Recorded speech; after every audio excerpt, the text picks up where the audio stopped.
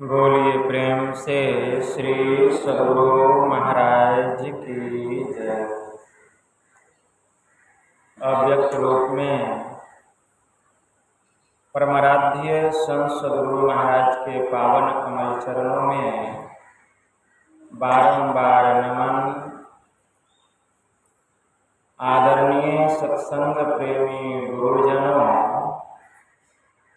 भक्तिमती माताओं एवं धर्मशिला बहनों,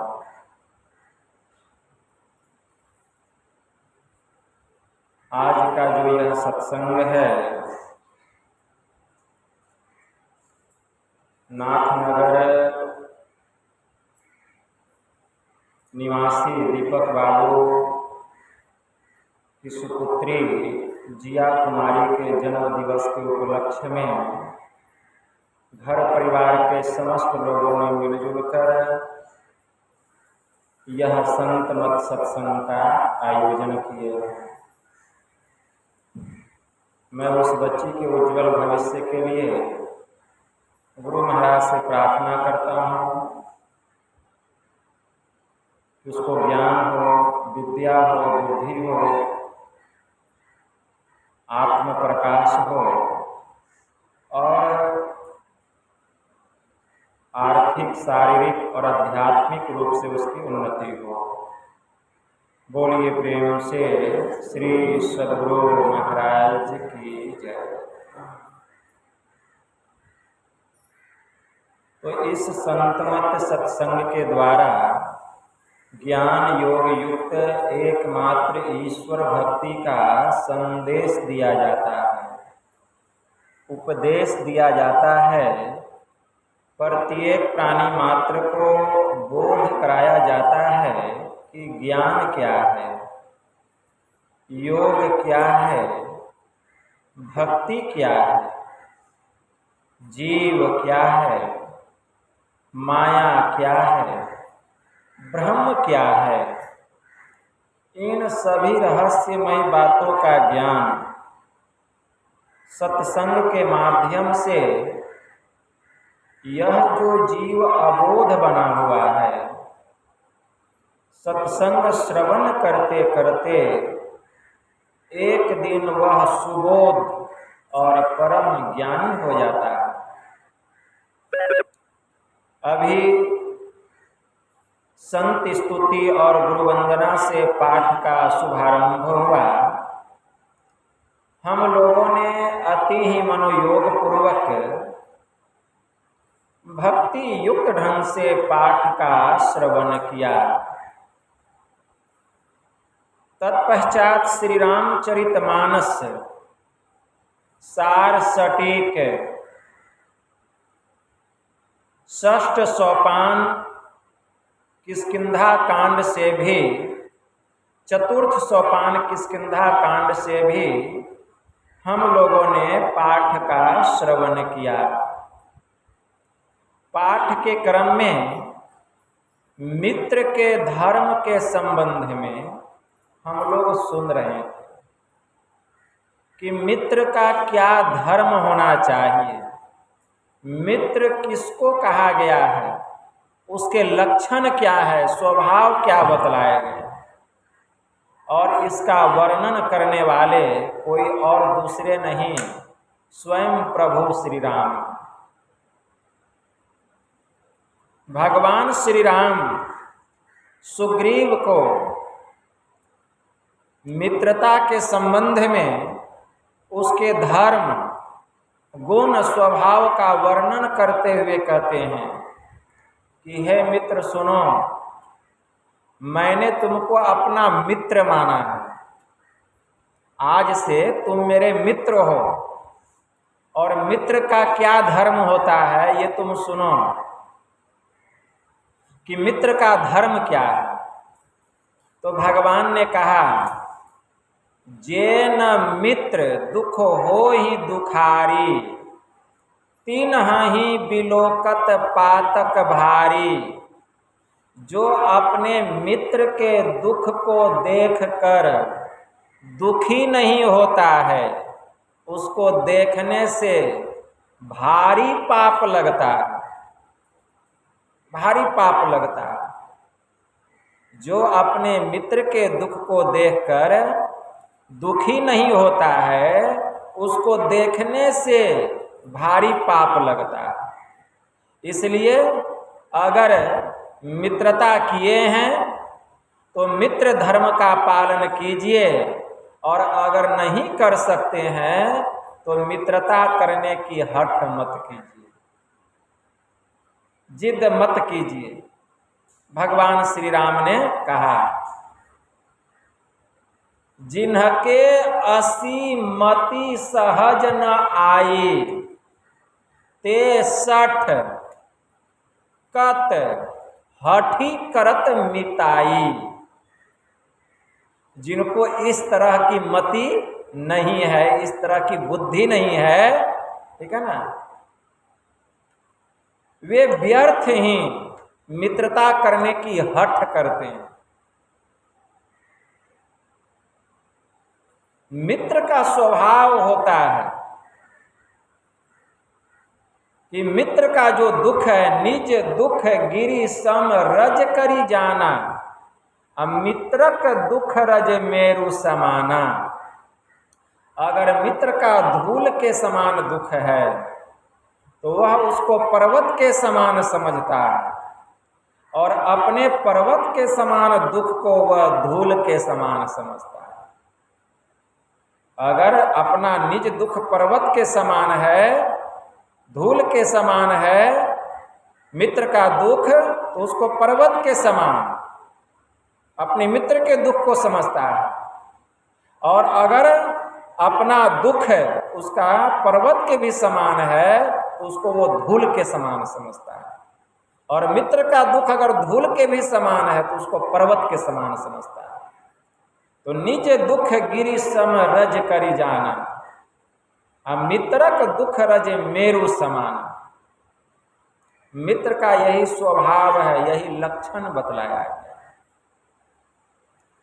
कुपथ निवारी सुपथ चलावा, गुण प्रगटहि अवगुण ही दुरावा। मित्र का स्वभाव होता है, मित्र का धर्म होता है कि अगर उसका मित्र बुरे मार्ग में पड़ गया है, अगर कुमार्ग में पड़ गया है, तो मित्र का धर्म होता है कि अपने मित्र को बुरे मार्ग से हटाकर, कुमार्ग से हटाकर सुमार्ग पर लेकर के चले, सन्मार्ग पर लेकर के चले, भक्ति के मार्ग पर लेकर के चले। यह मित्र का धर्म है। गुण ही प्रगटई अवगुण ही दुरावा। और मित्र का यह भी धर्म होता है कि अगर हमारा मित्र कितना भी बुरा क्यों न हो, अगर हमारा मित्र कितना भी बुरा क्यों न हो, पापी से पापी क्यों न हो, ठीक है ना, वह मतलब हम, अगर हमारा मित्र कितना बुरा से बुरा, पापी से पापी क्यों न हो, लेकिन हम अपने मित्र के पाप का बखान नहीं बल्कि उसके सद्गुण का ही बखान करें, यह मित्र का धर्म है। मित्र का धर्म है। कुपंथ निवारी सुपंथ चलावा, गुण प्रगटई अवगुण ही दुरावा। ठीक है ना, वह उसके गुणों को प्रकट करे समाज के बीच, और उसके अवगुण को, उसके दुर्गुण को छुपा ले। यह मित्र का स्वभाव होता है, यह मित्र का स्वभाव होता है। यह नहीं कि अगर हमारा मित्र पापी है तो हम उसके खूब पाप का बखान कर रहे हैं, ठीक है ना, और उसके अंदर में अगर कोई सद्गुण है, कोई अच्छा स्वभाव है, तो उसको छुपा लेते हैं। यह तो दुश्मन का काम है, मित्र का काम नहीं है, यह काम दुश्मन का होता है। लेकिन आजकल लोग अपने मित्र के साथ भी दुश्मन के जैसा व्यवहार करने लगे। ये देखने में आता है समाज में कि कितना भी अच्छा मित्र क्यों ना हो, उसकी प्रशंसा नहीं करेगा, उसका गुणगान नहीं करेगा, उसका बखान नहीं, बल्कि उसकी बुराई को ही लोगों के बीच में सुनाएगा। ठीक है ना, यह मित्र का स्वभाव नहीं है, यह मित्र का धर्म नहीं है, यह शत्रु का धर्म है। तो भगवान श्री राम कह रहे हैं कि कुपथ निवारी सुपथ चलावा, गुण प्रगटई अवगुण ही दुरावा, देत लेत मन सक न धरई। जो मित्र होता है वह देने लेने में मन में शंका नहीं करता, क्या दिए और उससे क्या लिए, उसके बारे में नहीं सोचता है। देत लेत मन सक न धरई, बल अनुमान सदा हित करई। वह अपने बल के मुताबिक हमेशा अपने मित्र की रक्षा करता है, मदद करता है, सहायता करता है। विपत्ति काल कर सतगुण ने, भगवान श्री राम कहते हैं, यह सुग्रीव सुनो, जो मित्र होता है, ठीक है ना, अपने मित्र के विपत्ति के समय 100 गुना अधिक स्नेह करता है। अगर उसका मित्र विपत्ति में है, दुख में है, तो वह अपने मित्र से 100 गुना अधिक स्नेह करता है। विपत्ति काल कर सतगुण ने, 100 गुना अधिक स्नेह करता है विपत्ति के समय अपने मित्र से। श्रुति कह संत मित्र गुण एहा, हमारा वेद कहता है, पुराण कहता है, सदग्रंथ कहते हैं, संत महात्मा कहते हैं कि श्रुति कह संत मित्र गुण एहा, कि मित्र के यही गुण बतलाए गए हैं, यही धर्म बतलाए गए हैं, यही लक्षण बतलाए गए हैं, मित्र का यही स्वभाव बतलाया गया। शास्त्र यही कहता है, ठीक है ना, यह मित्र का स्वभाव बतलाया गया, यही मित्र का गुण है, यही मित्र का धर्म है। ऐसा नहीं कि आगे कह मृदु वचन बनाई, अब पाछे अनहित मन कुटिलाई। वह सामने तो बड़ी मीठी मीठी चिकनी चुपड़ी बात करता है अपने मित्र के सामने, आगे कह मृदु वचन बनाए, मृदु मतलब मधुर वचन। वह अपने मित्र के सामने बहुत मीठा मीठा बोलता है, मधुर वचन में बात करता है, ठीक है ना। ऐसा लगता है सुन करके कि मेरा कितना हितैषी है, मेरा कितना भला चाहता है, यह तो मेरे लिए कुछ भी कर सकता है, सुन करके ऐसा लगता है। आगे कह मृदु वचन बनाई, अब पाछे अनहित मन कुटिलाई। लेकिन उसके पीठ पीछे उसके मन में कुटिलता भरी हुई रहती है, कुटिलता भरी हुई रहती है। वह कपटी मित्र है, कब मौका मिलेगा वह पेट में छुरा भोंकेगा कि पीठ में छुरा भोंकेगा, कहना मुश्किल। तो ऐसे कपटी मित्र से अपने को खूब बचा करके रखना चाहिए, ऐसे कपटी मित्र से। भगवान श्री राम कह रहे हैं, आगे कह मृदु वचन बनाई, पाछे अनहित मन कुटिलाई। भगवान श्री राम ने कहा। फिर क्या कहते हैं, सेवक सठ नृप कृपन कुनारी, कपटी मित्र सुल समचारी। 4 व्यक्ति से हमेशा बच करके रहना चाहिए इस संसार में। भगवान श्री राम ने कहा कि 4 व्यक्ति से हमेशा इस संसार में बच के रहना चाहिए। ये दुख के सूल के कांटे के समान बतलाए गए। कौन कौन? सेवक सठ, मूर्ख सेवक, मूर्ख सेवक, सेवक सठ, नृप कृपन कंजूस राजा, सेवक सठ नृप कृपन कुनारी मतलब चरित्रहीन स्त्री, कपटी मित्र सुल समचारी। कपटी मित्र कौन कौन? 4 व्यक्ति से हमेशा बच के रहना चाहिए। कौन कौन? तो भगवान श्री राम कहते हैं, मूर्ख सेवक, कंजूस राजा, चरित्रहीन स्त्री और कपटी मित्र। ये 4 से हमेशा अपने को बचा करके रखना चाहिए। मूर्ख अगर सेवक रहेगा तो क्या हाल होगा? आप लोगों को पता है कि एक राजा साहब थे और वो अपने सेवा में एक बंदर को रखे थे। कहानी याद है ना? बंदर को रखे थे। अब बंदर जो था, एक दिन राजा साहब सो गए, बहुत गर्म लग रहा था, बंदर जो है पंखा झल रहा था राजा साहब को।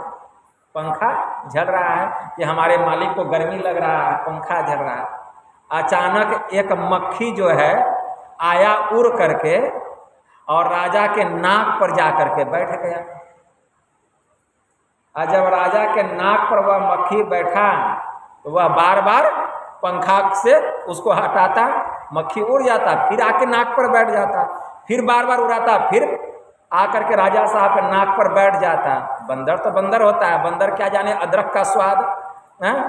बस बंदर को क्रोध आया, राजा साहब का तलवार सामने था, उठाया तलवार और नाके पर मारा, राजा साहब का नाके कट गया। कहने का मतलब मूर्ख सेवक, बंदर मूर्खे ना होता है जी, ज्ञानी थोड़ी होता है, पंडित थोड़ी होता है, बंदर तो बंदर होता है। तो मूर्ख सेवक रखेंगे तो मालिक की एक दिन यही दुर्गति होगी। कहने का भाव ये, मूर्ख सेवक, इससे अपने को खूब बचा कर रखना चाहिए। कभी भी मूर्ख सेवक नहीं रखना चाहिए अपनी सेवा में। मूर्ख सेवक, सेवक सठ, नृप कृपन, नृप मतलब होता है राजा, कृपन मतलब कंजूस, कंजूस राजा। जिस देश का राजा कंजूस होगा उस राज्य का भविष्य कैसा होगा, उस देश का भविष्य कैसा होगा। आप घर में ही देखिए, जिस घर का गार्जियन कंजूस होता है तो उसके बाल बच्चे परिवार का भविष्य कैसा होता है। पता चलता है कि मर के चले गए और धन धरती के नीचे गरा गरा सड़ गया, लेकिन कल्याण हुआ किसी का? कल्याण नहीं हुआ। तो कंजूस राजा, अगर कंजूस राजा रहेगा, प्रजा की कभी भलाई नहीं होगी, देश की कभी तरक्की नहीं होगी, देश की कभी उन्नति नहीं होगी, देश का भविष्य नहीं बदलेगा। तो सेवक सठ नृप कृपन, कुनारी, कुनारी मतलब चरित्रहीन स्त्री, इससे भी अपने को बचा करके रखना चाहिए। किसी के माथे पर लिखा हुआ है कि कौन चरित्रहीन स्त्री है, माथे पर लिखा हुआ रहता है, या किसी के माथे पर लिखा हुआ है कौन चरित्रहीन पुरुष है, किसी के माथे पर लिखा हुआ नहीं रहता, लेकिन अनुभव हो जाता है। अगर आप रहने लगिएगा साथ में, ठीक है ना, तो आपको अनुभव हो जाएगा। देखिए, किसी के साथ रहने से अनुभव होता है, ठीक है ना। जब तक हम किसी के साथ 10 दिन 20 दिन 1 महीना नहीं रहेंगे, साधु संतों के साथ भी जब तक आप नहीं रहेंगे कुछ दिन, कैसे पता चलेगा कि इनकी दैनिक दिनचर्या क्या है, ठीक है ना। तो कपटी कुनारी मतलब चरित्रहीन स्त्री से अपने को बचा करके रखना चाहिए। संत कबीर साहब ने बड़ा अच्छा कहा कि सांप बिच्छू का मंत्र है, झारहूं झारा जाए, अब विकट नारी के पाले पड़े, आ काढ़ी कलेजा खाए। अगर सांप किसी को डस ले या बिच्छू किसी को काट ले, तो उसका मंत्र है, लोग जाते हैं तो उसको झाड़ करके या दवाई दे करके उसको ठीक किया जा सकता है। लेकिन विकट नारी मतलब चरित्रहीन स्त्री के अगर पाले कोई पड़ जाए, या नारी किसी ऐसे पुरुष के पाले में पड़ जाए, तो क्या होता है, उसका कलेजा काढ़ करके खा जाती है, अब पुरुष भी खा जाता है, मतलब उसको बर्बाद कर देता है। कहने का मतलब है, कलेजा काढ़ के खाने का मतलब क्या? जिसके शरीर में हृदय नहीं रहेगा तो वो जिंदा रहेगा? वो जिंदा नहीं रहेगा। इसीलिए अपने को खूब बचा करके रखना चाहिए। संत सुंदरदास जी महाराज की वाणी में आया, संत सुंदरदास जी महाराज बड़े उच्च कोटि के महापुरुष हुए। वे कहते हैं, हरि को तजी जो आन उपासत, सो अति मंद फजीहत होई, जो अपने भतारहे छारी, भई व्यभिचारिणी कामिनी कोई, असुंदर ताही कबहु न आदर मान, फिरे विमुखी अपने पति खोई, और डूबी मरे तम कूप मझार, आ कहाँ जग जियत है सठ सोई। बड़े उच्च कोटि के महापुरुष हुए संत दादू दयाल जी महाराज। और संत दादू दयाल जी महाराज के शिष्य हुए संत सुंदरदास जी महाराज। उनकी वाणी में ये बात आया कि हरि को तजी जो आन उपासक, मतलब एक परमात्मा को छोड़कर, एक ईश्वर को छोड़कर जो अन्यत्र उपासना में अपने मन को लगा करके रखता है, सो अति मंद फजीहत होई। तो उसकी फजीहत होती है, उसकी दुर्गति होती है। कैसी दुर्गति होती है? तो उदाहरण देते हैं, जो अपने भतारहे छारी, अब भाई व्यभिचारिणी कामिनी, कोई किसी स्त्री का पति एक होता है कि दो होता है? पति एक होता है कि दो होता है? पति एक ना होता है। और अगर कहीं दो हो गया तो वो पति नहीं, ठीक है ना। अगर वह एक पति को छोड़कर किसी और पुरुष से नारी अगर प्रेम करने लग जाए, पर पुरुष से, पति को छोड़कर, तो समाज में उसको कोई अच्छा नहीं कहता है, उसको चरित्रहीन नारी की संज्ञा दी जाती है। तो वही संत सुंदरदास जी महाराज कहते हैं, जो अपने भतारे छारी, भई व्यभिचारिणी कामिनी कोई, सुंदरता ही कबहु न आदर मान, समाज में उसका आदर सत्कार नहीं होता है। फिरे विमुखी अपने पति खोई है? मतलब कैसा शब्द का प्रयोग किए हैं सुंदरदास कि फिरे विमुखी अपने पति खोई, मतलब अपने पति को छोड़कर इधर उधर मुंह मारती है, यही इसका मतलब हुआ, फिरे विमुखी अपने पति खोई। अरे डूबी मरे तम कूप मझार, अरे ऐसी नारी को तो कुएं में डूब करके मर जाना चाहिए जो एक पति को छोड़ करके पर पुरुष से प्रेम करती है। उसी प्रकार जो एक ईश्वर को छोड़कर औरों की उपासना में मन को लगा करके रखता है, वह चरित्रहीन भक्त कहलाता है। डूबी मरे तम कूप मझार, कहाँ जग जियत है सठ सोई, संत सुंदरदास जी महाराज ने कहा। इसीलिए भगवान श्री राम कहते हैं कि सेवक सठ नृप कृपन कुनारी, आ कपटी मित्र सुल समचारी, और चौथा कपटी मित्र। इन चारों से अपने को खूब बचा करके रखना चाहिए। कपटी मित्र कैसा होता है? तो कपटी मित्र की एक कथा सुनाता है। दो मित्र थे, गांव में रहते थे और बंबई में उनका रोजगार चलता था। बंबई में रोजगार, वो कपड़ा का बिजनेस करते थे, कपड़ा बेचते थे। जब कपड़े का दाम घट जाता था तो दोनों मित्र जाते थे, सेठ जी का खबर आता था, माल ले लेते थे, आहत में रख देते थे, फिर अपने गांव आ जाते थे। जब माल का भाव बढ़ जाता था तो सेठ जी का आता था, तार आता था खबर कि आइए माल का भाव बढ़ गया है, अगर अभी बिक्री होगी तो बहुत अच्छा मुनाफा होगा। तो माल खरीद के रख दिए थे। सेठ जी का आया खत कि देखिए अगर अभी बिक्री होगी तो 1 लाख का मुनाफा होगा, इसलिए जल्दी आ जाइए। दोनों मित्र चला गया, कपड़ा बेचा, 1 लाख का मुनाफा हुआ। दोनों 50-50 हजार रुपए आपस में बांट लिया। दोनों अपना घर आने लगा। जब आने लगा तो रास्ते में दूसरे मित्र के मन में कपट आ गया। कपट आ गया। क्या कपट आ गया? अरे अभी तो मैं 1000पति हूँ, अगर 50,000 मेरा मित्र का भी हमको मिल जाता तो हम 1000पति से लाखपति बन जाते। ये कपट आया कि नहीं? कपट आ गया। अब क्या किया? मन में सोचने लगा, अंधेरा हो गया। एक धर्मशाला में दोनों मित्र जा करके ठहरा। तो कपटी मित्र कहता है, जिसके मन में कपट आया है, वो कहता है मित्र बहुत जोरों की भूख लगी तो मैं भोजन लाने जा रहा हूँ। कहा ठीक है जाओ। वह गया, अपने भोजन कर लिया, और जो भोजन लेके आया मित्र का भोजन, तो उसमें विष मिला दिया और लाया, मित्र को दिया कि मित्र भोजन कर लो। उसका मित्र कहा तुम भी खाओ। कहा हम वहीं भोजन कर लिए।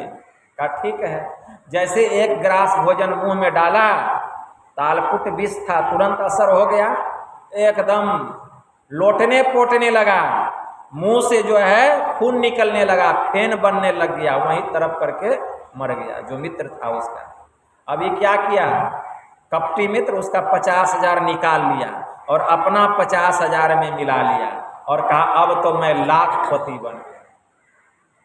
यही है कपटी मित्र। अब क्या किया, उस लहास को, अपने मित्र के लहास को एक बोरा में भर दिया। अब भर करके अंधेरे रात में ले जा करके नदी में फेंक दिया, नदी में डाल दिया। अब होता क्या है, सुबह हुआ, इधर मित्र को खबर कर दिया, उसके बेटे को, परिवार वाले को, कि आकर के जल्दी मिल लो, तुम्हारे पिताजी बीमार हैं, कहीं ऐसा ना हो कि इनका तुम मुख नहीं देख सको। जैसे इनके पुत्र के पास खबर गया, वैसे उनका जो लड़का था जिसको मारा, उनका जो लड़का था तुरंत गाड़ी पकड़ करके स्टेशन उतरा और इधर ये जा रहा था, दोनों की भेंट स्टेशन पर हो गई। अब तो ये माथा पीट पीट करके रोने लगा, कहने लगा क्या बतलाऊं, मैंने अपने मित्र को बचाने का बहुत प्रयास किया, लेकिन सब असफल। हम दोनों ऐसे मित्र थे कि एक रोटी का 2 टुकड़ा करके खाते थे। अभी अभी उनका श्राद्ध कर्म करके आ रहा हूं और पता चला कि 1 लाख का मुनाफा होगा, लेकिन मुनाफा तो नहीं, उल्टा 5,000 का घाटा लग गया। लेकिन तुम इसकी चिंता नहीं करो, 5,000 रुपया लो और जाओ अपने पिताजी का श्राद्ध क्रिया कर्म कर लेना। अब क्या करता उनका बेटा भी, वह भी खूब रोने लगा, रोते हुए घर चला गया। अब इधर यह जो कपटी मित्र था, यह जब घर आया तो इसको एक संतान हो गया। इसके मन में हुआ, इतना दिन से हमको एक भी औलाद नहीं हुआ था, और देखो आज पाप किए तो एक बेटा का बाप भी बन गए, पाप किए तो एक बेटा का बाप बन गए। 12 साल शादी का हो गया था, एक भी संतान नहीं हुआ था 12 साल में, और आज पाप किए तो एक बेटा का बाप बन गए। बहुत लोग कहता है ना, अरे जो पाप करता है उसी को बरकत होता है, यहाँ भी बरकत हो गया, पाप किया एक बेटा का बाप बन गया। बड़ा खुश हुआ, नाच गान हुआ, ठीक है ना। अब क्या, धीरे धीरे इसका धन बढ़ने लग गया, खजाना बढ़ने लग गया। 1 फैक्ट्री 2 फैक्ट्री, दिल्ली में कारखाना खुल गया, ठीक है ना। यह हकीकत बात है, कोई कहानी मैं नहीं सुना रहा हूँ, ठीक है ना। इतना धन हो गया। और जब इसका बेटा 5 साल का हुआ, बीमार पड़ गया। 5 साल का हुआ तो क्या हो गया, बीमार पड़ गया। अपने बेटे को दिखलाया, भारत का जो सबसे नामी से नामी डॉक्टर था वहां ले जा करके बंबई में, लेकिन फिर भी वह तंदुरुस्त नहीं हुआ इसका औलाद। वहां के डॉक्टरों ने जवाब दे दिया, बंबई के डॉक्टरों ने, कि सेठ जी आप अपने बेटे को अमेरिका लेके चले जाइए, वहीं इसका इलाज होगा। बहुत भयंकर बीमारी हो गई है इसको, ठीक है ना। ब्लड में कैंसर हो गया था उसको, चलना मुश्किल हो रहा था। ले करके गए सेठ जी, पैसे का क्या कमी है, सेठ जी ले करके गए अमेरिका, डॉक्टरों से इलाज किए।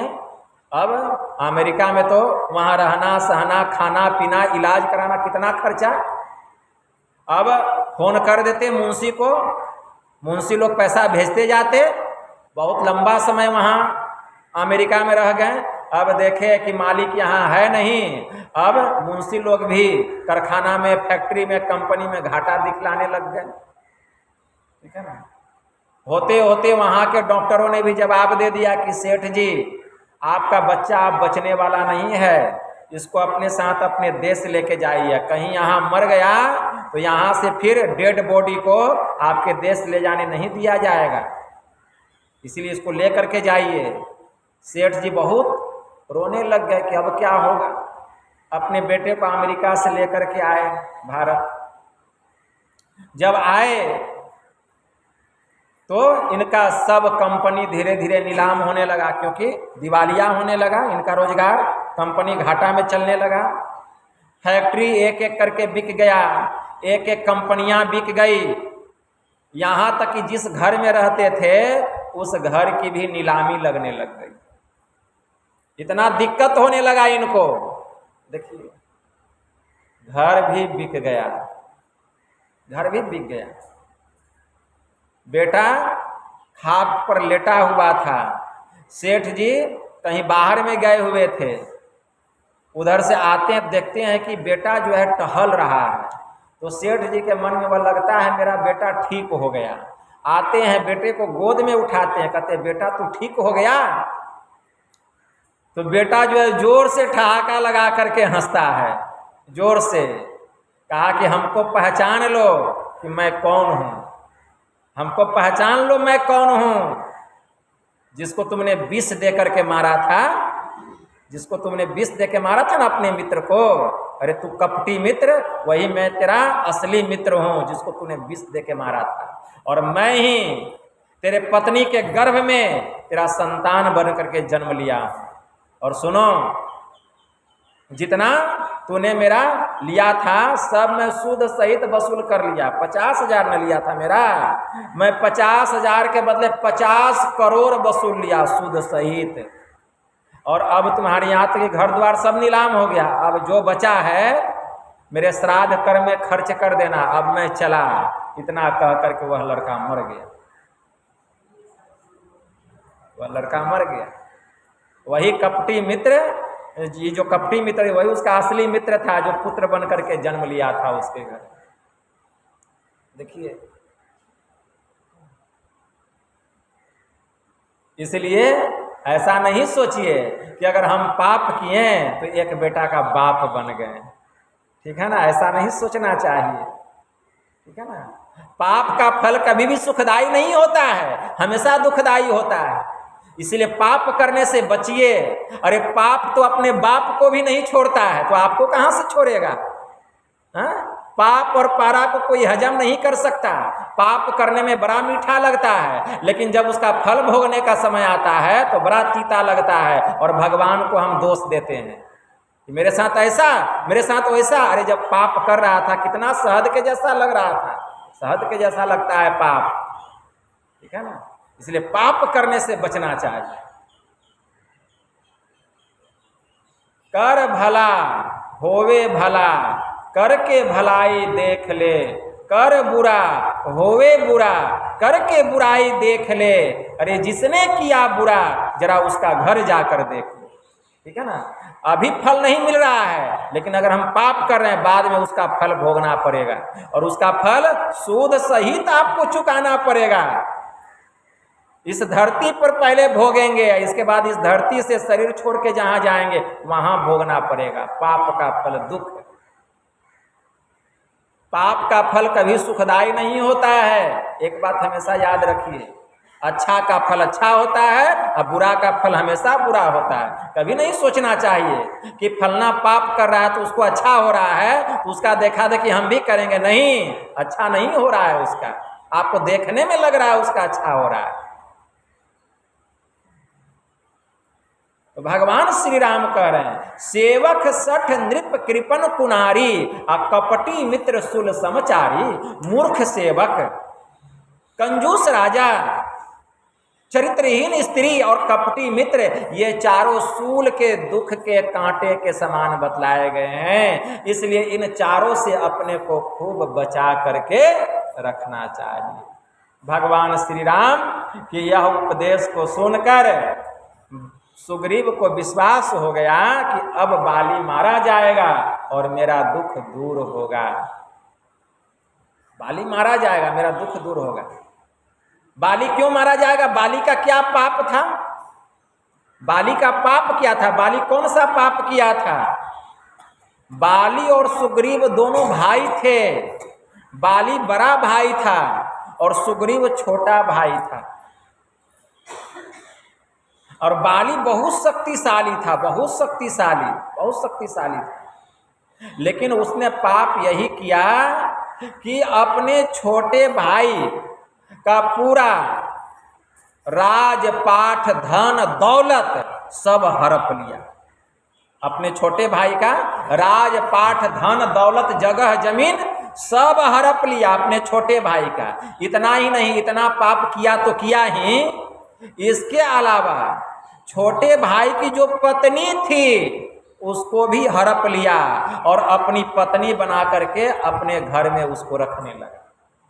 इससे बड़ा पाप क्या हो सकता है? अपने छोटे भाई की पत्नी को बड़ा भाई अपनी पत्नी बना के अपने घर में रखे, इससे बड़ा पाप क्या होगा? यही पाप था बाली का, ठीक है ना, कि उसने उसकी पत्नी को भी अपने घर में रखा था अपनी पत्नी बना करके, बाली जो था, ठीक है। तो सुग्रीव को जब यह उपदेश दिए प्रभु श्री राम, तो सुग्रीव जी को विश्वास हो गया कि नहीं, अब मेरा दुख दूर होगा, बाली मारा जाएगा। तब सुग्रीव के मन में वैराग्य उत्पन्न हुआ है, और जब सुग्रीव के मन में वैराग्य उत्पन्न हुआ तब सुग्रीव जी का यहाँ कथन है भगवान श्री राम के सामने। सुग्रीव जी क्या कहते हैं?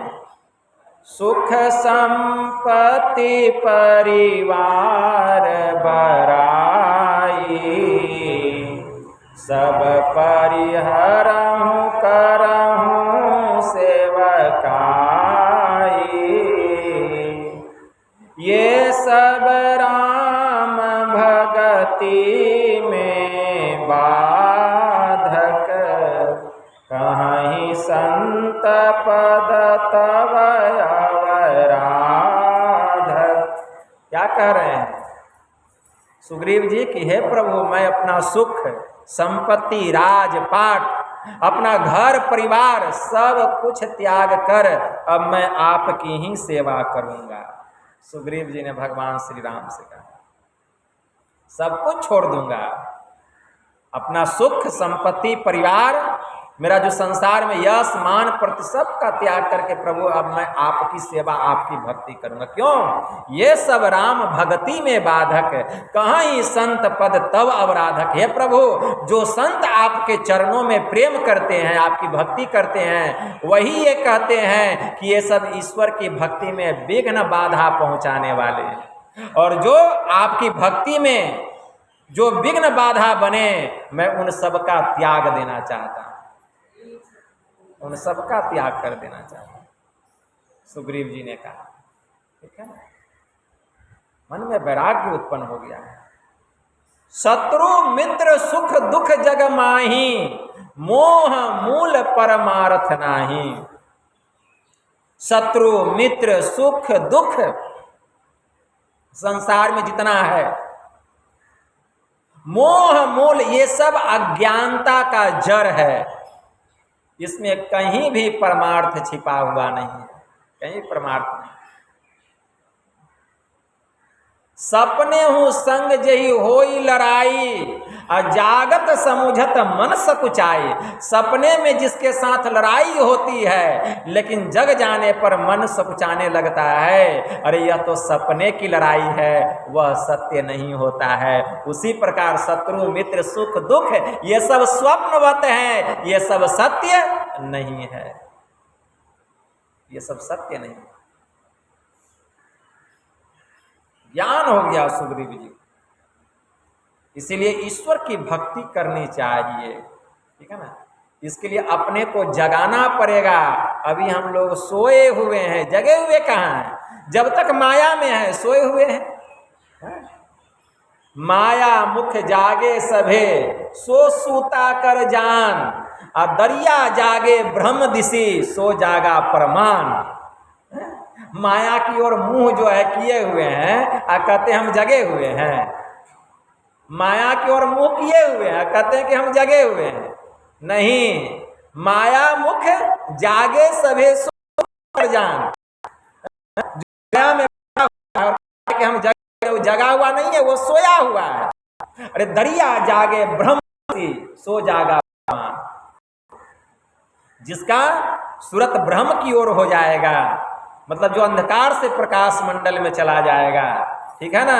जो ब्रह्म बेला में उठ करके ध्यान करेगा वही अंधकार से प्रकाश मंडल में जाएगा। दरिया जागे ब्रह्म दिशी, सो जागा परमान। उसी को जगना कहा गया। अभी कहाँ जगे हुए हैं? मोह निशा सब सोवनिहारा। देखिए स्वप्न अनेक प्रकारा, यही जग जामिनी जागही जोगी। परमारथी प्रपंच वियोगी, जानिए तब ही जीव जब जागा। भगवान श्री राम ने कहा जब सब विषय विलास विरागा। ठीक है ना? कहते हैं मोह निशा सब सोवनिहारा, अज्ञानता रूपी रात्रि में सब जीव सोया हुआ है और नाना प्रकार का स्वप्न देख रहा है। कोई स्वप्न देख रहा है कि मेरे पास 1 लाख रुपया है तो 2 लाख हो जाए। कोई स्वप्न देख रहा है कि मेरा 1 तल्ला मकान है तो 2 तल्ला हो जाए। कोई यह स्वप्न देखता है कि मेरे पास 5 लाख है तो घट करके 1 लाख हो जाए। ऐसा भी कोई स्वप्न देखता है क्या? ऐसा कोई स्वप्न नहीं देखता है। ठीक है ना? मोह निशा सब सोवनिहारा, देखिए स्वप्न अनेक प्रकारा, और हो, यही लोग स्वप्न देखता है। और हो। संत सुंदरदास जी महाराज ने क्या कहा? जो 10, 20, 50 भय सत, होए 1000 तो लाख मंगेगी। कोटि अरब खरबहू कोटि, धरापति होने की चाह जगेगी। धरती पतालहू राज करो, तृष्णा अधिकाधिक आग लगेगी। सुंदर एक संतोष विनाशठ, तेरी तो भूख कभी नहीं मिटेगी। संत सुंदरदास जी महाराज ने कहा जो 10, 20, 50 भय सत, अगर 10 रुपया हो गया तो होता है 20 हो जाए, 20 हो गया 50 हो जाए, 50 हो गया 100 हो जाए, 100 हो गया तो 1000 हो जाए, 1000 हो गया लाख हो जाए, लाख हो गया करोड़ हो जाए। करोड़ हो गया तो मन में होता है कि हम किसी एक गांव के राजा बन जाए, मुखिया बन जाए, सरपंच बन जाए। फिर सोचते हैं राज्य के राजा बन जाए, मुख्यमंत्री बन जाए, फिर देश के राजा बन जाए, प्राइम मिनिस्टर बन जाए। गोस्वामी जी ने क्या कहा? धनहीन कहे धनवान सुखी, धनवान कहे सुख राजा को भारी। राजा कहे चक्रवर्ती सुखी, और चक्रवर्ती कहे सुख इंद्र को भारी। इंद्र कहे चतुरानन सुखी, चतुरानन कहे सुख विष्णु को भारी। और तुलसी आही बिचारी कहे, अरे हरि भगति बिना सब जीव दुखारी। गोस्वामी जी ने लिखा। मतलब क्या समझे? धनहीन कहे धनवान सुखी, जो धनहीन व्यक्ति है, निर्धन है, वह कहता है कि बाबा हमसे तो अधिक जो है धनवान जो है वो सुखी है, क्योंकि हम गरीब हैं, वह अमीर है। अमीर के पास जाइए तो वह कहता है बाबा हमसे तो ज़्यादा सुखी कौन है? हम जो राजा है, इस राज्य का जो राजा वो ज़्यादा सुखी है। राजा के पास जाइए तो कहेगा हमसे ज़्यादा सुखी महाराजा है, जो चक्रवर्ती राजा है। उसके पास जाइए कहेगा हमसे अधिक सुखी तो इंद्र है, वह स्वर्ग का राजा है। इंद्र के पास जाइए कहेगा हमसे ज़्यादा सुखी तो ब्रह्मा जी हैं, ब्रह्मलोक के राजा हैं। ब्रह्मा जी के पास जाइए कहेगा हमसे अधिक सुखी तो भगवान विष्णु है, बैकुंठ लोक के राजा हैं। गोस्वामी जी ने कहा तुलसी आही बिचारी कहे, हरि भगति बिना सब जीव दुखारी। ठीक है ना? गोस्वामी जी लिखते हैं कि ईश्वर की भक्ति के बिना संसार में सब जीव दुखी हैं, और अगर कोई संसार में सुखी है तो वह एक संत ही सुखी, एक संत सुखी, और कोई दूसरा सुख नहीं है। संत कबीर साहब को कहना पड़ा तन धर सुखिया कोई न देखा, जो देखा सो दुखिया हो। उदय अस्त की बात कहत हूँ, सबका किया विवेका हो। घाटे बाढ़े सब जग दुखिया, क्या गिरही बैरागी हो। सुखदेव आचार्य दुख के डर से गर्भ से माया त्यागी। जोगी दुखिया जंगम दुखिया, तपसी को दुख दूना हो। आशा तृष्णा सबको व्यापे, कोई महल न सुना। साँच कहूँ तो कोई न माने, झूठ कहा न जाई हो। अब ब्रह्मा विष्णु महेश्वर दुखिया, जिन यह राह चलाई। अवधू दुखिया भूपति दुखिया, रंग दुखी विपरीती हो। कहे कबीर सकल जग दुखिया, संत सुखी मन जीती हो। सुखी कौन है? जो ईश्वर की भक्ति करके, जो इन्होंने अपने भीतर में ब्रह्म का साक्षात्कार कर लिया, ऐसे जो संत महापुरुष हैं वे सुखी हैं। इसीलिए जब तक माया में रहेंगे सुख मिलने वाला नहीं है। मोह निशा सब सोवनिहारा। और देखिए स्वप्न अनेक प्रकार, नाना प्रकार के हम स्वप्न को देख रहे हैं, नाना प्रकार के स्वप्न। यही जग जामिनी जागही जोगी, यही जग जामिनी जागही जोगी। गोस्वामी जी लिखते हैं कि इसी संसार में कोई जो जोगी होते हैं, जिन्होंने गुरु से जुक्ति जान करके, जिन्होंने अपने भीतर में योग किया, मतलब दृष्टि की दोनों धारों को एक करने का जिसने प्रयास किया, अभ्यास किया, जिसकी दृष्टि की दोनों धार जा करके एक हो गई, वह जग गए, वह अंधकार से प्रकाश मंडल में चला गया। यही जग जामिनी जागही जोगी। इसी संसार में योग करते करते कोई जोगी जग जाते, परमार्थी प्रपंच वियोगी। वे परमार्थी होते हैं, प्रपंचों के मतलब पंच विषयों के त्यागी होते हैं। विषय भोग में वे डूबे नहीं रहते हैं, बल्कि जैसे कोई दवाई के मात्रा के अनुसार दवाई का सेवन करता है तो उसके शरीर का रोग ठीक हो जाता है। आप गए, आपके पेट में दर्द हो गया, डॉक्टर को दिखाए, एक सिरप लिख दिया और कहा कि 10 ml सिरप सुबह 10 ml शाम में लेना है खाने के बाद, और आप जो है पूरा बोतल ही पी जाएंगे तो रोग ठीक होगा? नहीं होगा। 10 ml लेना पड़ेगा सुबह शाम। तो जैसे दवाई की मात्रा के अनुसार दवाई सेवन करने से शरीर का रोग दूर हो जाता है, उसी प्रकार इस संसार में संसार के विषय को दवाई के मात्रा के अनुसार जो सेवन करते हैं तो संसार के विषय का कोई प्रभाव उनके ऊपर में नहीं पड़ता है, नहीं पड़ता है। तो कोई जोगी जोग करते करते जग जाते हैं, और जब जगते हैं तब जानिए तब ही जीव जब जागा, और जब सब विषय विलास विरागा। सभी प्रकार के विषयों से विरक्त हो जाते हैं, उनके मन में विषयों से वैराग्य उत्पन्न होता है, और जब विषयों से वैराग्य उत्पन्न होता है, राग खत्म। जब तक राग रहेगा वैराग्य नहीं होगा। उपनिषद में मंत्र आया है, देखिए वेद का सार है उपनिषद। महोपनिषद में एक मंत्र आया, भारो विवेकिनः शास्त्रम भारो ज्ञानम च रागिनः अशांतस्य मनोभारो अभारो अनात्मविदो वपुः। अविवेकी के लिए शास्त्र भार है, और रागी के लिए ज्ञान भार है। जो रागी है उसके लिए ज्ञान भार है, अशांत मनुष्य के लिए मन भार है, और जो आत्मज्ञानी नहीं है उसके लिए यह शरीर भार है। यह शरीर भार है। अगर आत्मज्ञान नहीं हुआ, अपना ज्ञान नहीं हुआ, यह शरीर भार है। सबके भीतर में आत्मा है, बिना आत्मा का कोई शरीर नहीं है, ठीक है ना। लेकिन आत्मा के लिए यह शरीर भार है। आत्मा क्या कहता है? मैंने ऐसा ऐसा कितना शरीर धारण किया, कितना शरीर छोड़ दिया। आत्मा जो ऐसा ऐसा कितना शरीर धारण किया, कितने शरीर को छोड़ दिया, ठीक है। तो हम शरीर नहीं हैं, हम शरीर में रहने वाले शुद्ध चेतन आत्मा है। हमको अपने शरीर का ज्ञान हो रहा है, अपना ज्ञान नहीं हो रहा। जिस दिन अपना ज्ञान हो जाएगा ना, दुख से छूट जाएंगे, माया से छुटकारा मिल जाएगा, जिस दिन अपना ज्ञान होगा।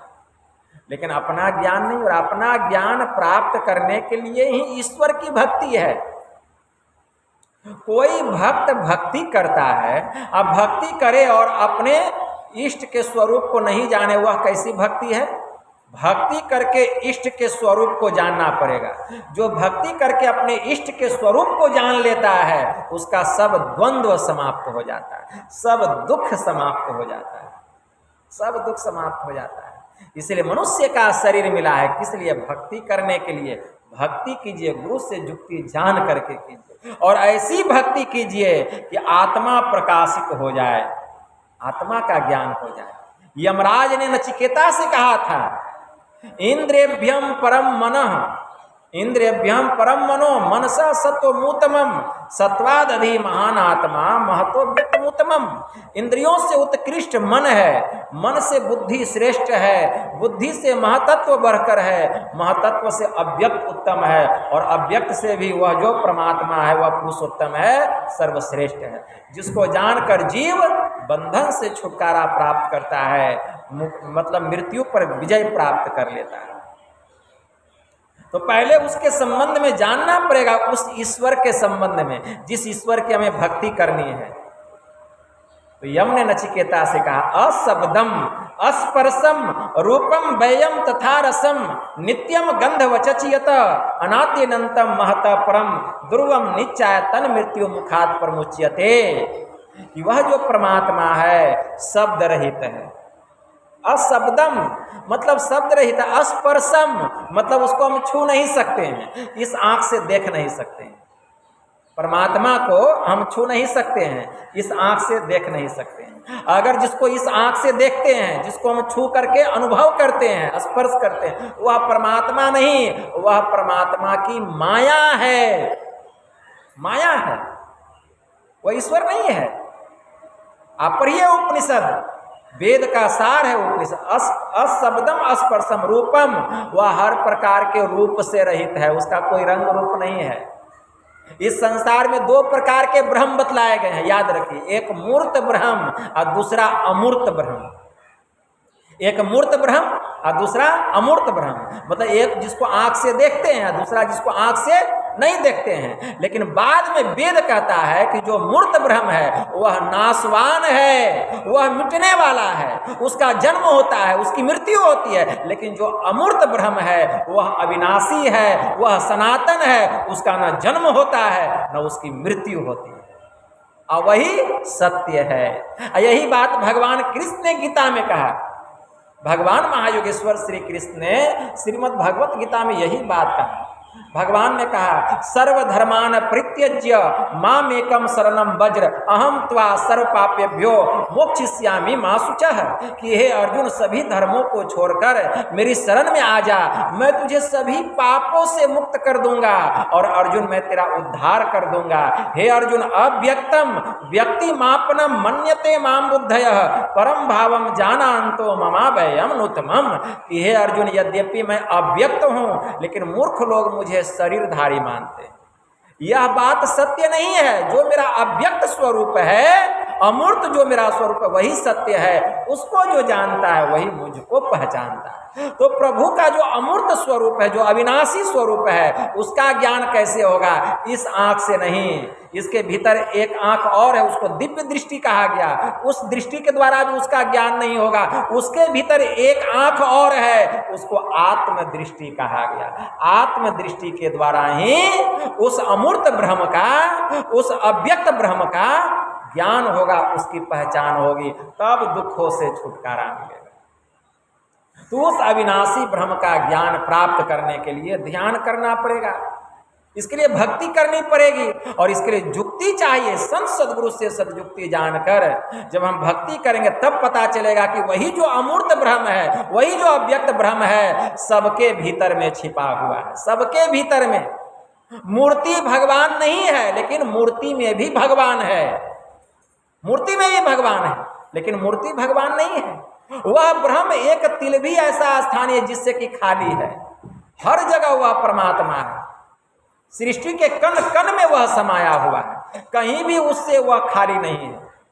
इसीलिए भगवान शिव जी ने कहा, हरि व्यापक सर्वत्र समाना, प्रेम से प्रकट होई मैं जाना, देश दिशि विदिशहु माही, कहूँ सो कहाँ जहाँ प्रभु नाही। बताओ तो वह कौन सा स्थान है जहाँ परमात्मा नहीं है? एक सहरसा जिले में एक संत हो गए लक्ष्मीपति जी महाराज, उनकी वाणी में आया है तो स्वामी सबके भीतर। वह जो परमात्मा है सबके भीतर है तो स्वामी सबके भीतर, लेकिन लखा न होता है, जैसे रंग मेहंदी में तैसे मालूम होता है। जैसे मकरा जाल जगत में तरह तरह के छाता है, धरी के देखो उसके भीतर तनिक सुत नहीं आता है। इंद्र जाल का अजब तमाशा पुतली ताल लगाता है कोई भीतर दूसरा बैठा नाना नाच नचाता है। जैसे बूंद बूंद जल ही में जल ही माही समाता है, लक्ष्मीपति झूठी यह माया ब्रह्म सत्य मन भाता है। यह माया झूठ है, वह ब्रह्म ही सत्य है। उसका ज्ञान कहाँ होगा? बाहर में नहीं, अपने भीतर में होगा। इसीलिए हमारे परमाराध्य ने कहा, निज तन में खोज सज्जन बाहर न खोजना, अपने ही घट में हरि है अपने में खोजना। मतलब वह परमात्मा हम सबके भीतर में है, इसीलिए बाहर में खोजने की क्या आवश्यकता? अपने भीतर में ध्यान लगाओ। जो अपने भीतर में उस परमात्मा को साक्षात्कार कर लेता है, दीदार कर लेता है, तब वह बाहर में भी उसी तरह से ब्रह्म को देखता है जैसे कि अपने भीतर में वह देखता है। ठीक है, लेकिन उसका ज्ञान जब भी होगा बाहर में नहीं होगा, अपने भीतर में होगा। तो अपने भीतर में होगा तो बाहर के चीज को कैसे देखते हैं? आंख खोल के। अब भीतर के चीज को देखना है तो कैसे देखेंगे? आंख बंद करना पड़ेगा। जब आंख बंद करते हैं तो घोर अंधेरा दिखाई देता है। इसी अंधकार में संत सदगुरु सदयुक्ति बतला देते हैं, देखने की कला बतला देते हैं। उस कला से हम देखते हैं तो इसी अंधकार में प्रकाश हो जाता है, इसी अंधकार में प्रकाश हो जाता है, देखते देखते प्रकाश हो जाता है। गुरु जुक्ति से ताक गगन में तब झलके एक तारा, वह तारा गुरुदेव बतलावे ज्योति महल का द्वारा।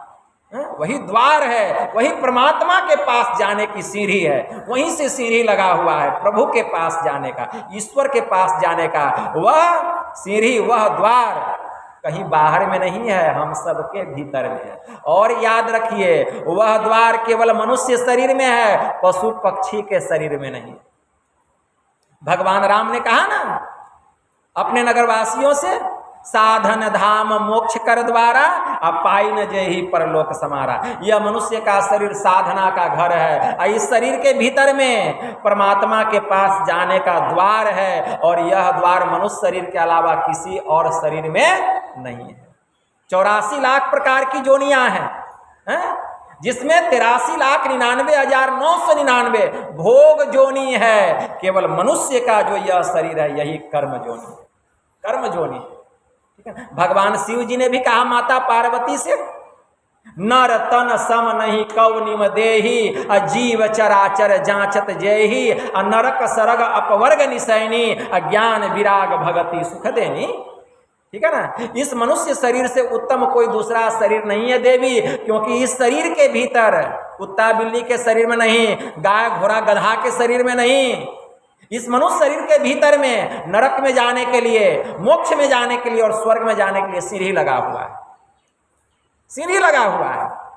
तो गुरु महाराज युक्ति बतला देते हैं, मोक्ष में जाने का जो सीढ़ी है उसका केंद्र बतला देते हैं, सदयुक्ति बतला देते हैं। वहां जब हम ध्यान लगाएंगे, दृष्टि की दोनों धार मिलेगी, अंधकार का मंडल फटेगा, और भीतर में यह जो सूर्य देख रहे हैं बाहर में, इससे भी कई गुना अधिक प्रकाश है। बाहर का प्रकाश फीका है, आपके भीतर के प्रकाश के सामने फीका है। ठीक है, इतना प्रकाश है, प्रचंड प्रकाश।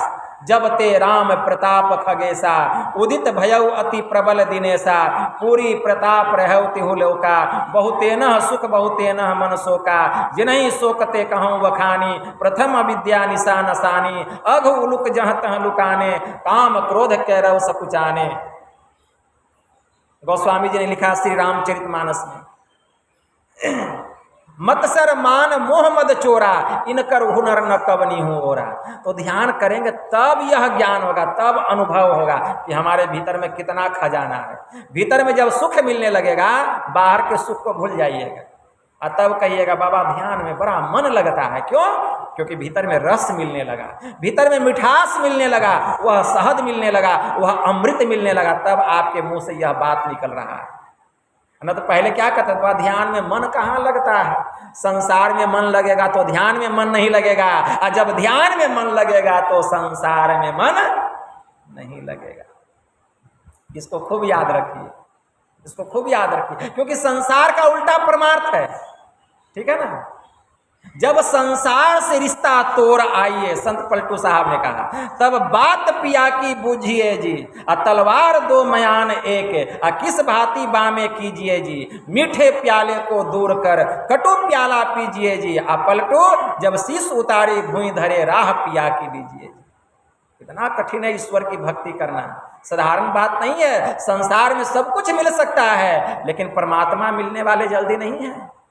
ठीक है, इसके लिए बहुत अभ्यास करना पड़ेगा, बहुत प्रयास करना पड़ेगा, बहुत भक्ति करना पड़ेगा, बहुत तप ध्यान करना पड़ेगा, तब आपके जीवन में सुख आएगा। वह सुख एक बार अगर आ गया तो फिर बाद में आपको दुख का मुंह नहीं देखना पड़ेगा। लेकिन संसार का सुख क्षण भंगुर है, थोड़ा सा सुख मिला फिर बाद में दुख, थोड़ा सा दुख हुआ फिर बाद में सुख। ये सुख दुख संसार में लगा रहता है, लेकिन संसार में सुख कहीं नहीं, केवल दुख ही है, क्योंकि संसार का नाम है दुखालय। काजल की कोठरी में किसी को घुसा दिया जाए और कहे उसको दाग नहीं लगे, ऐसा होता है? उसी प्रकार इस संसार में कोई आए और कहे कि हमको दुख नहीं हुआ, कोई कह सकता है? संसार दुखालय। इस दुख से छूटने का एक ही उपाय है, ईश्वर की भक्ति, और वह संत सदगुरु से सद्युक्ति जान करके, तब उसके जीवन में सुख आएगा, शाश्वत सुख मिलेगा, दुखों से छुटकारा मिलेगा, तब हमारा जीवन धन्य धन्य हो जाएगा, जीव का परम कल्याण हो जाएगा। तो यही थोड़ा सा आप लोगों को हम सुना दिए। बस इतना ही कहकर मैं अपनी वाणी को यहीं विराम देता हूँ। बोलिए प्रेम से श्री सदगुरु महाराज की जय।